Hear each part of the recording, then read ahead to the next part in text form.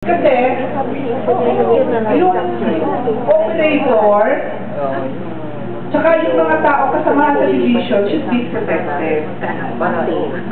Tsaka hindi naman yung sabihin, di ba kahapon di man natin sabi na lalaki lang makikita operator.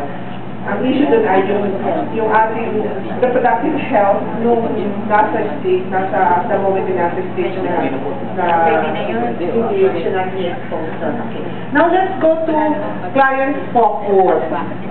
Library and reader services, lack of gender disaggregated information or data.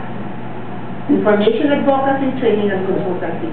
Lack of gender disaggregated information. Okay. So, sa database. So, nakita natin yan, part siya ng GMAP. Ano pa yung nakita ninyo kahapon na wala dito? O kaya nakita ninyo dito sa GMAP?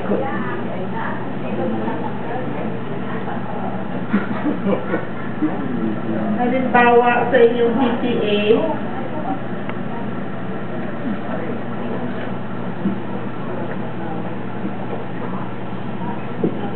na 0-0 ang sagot ninyo.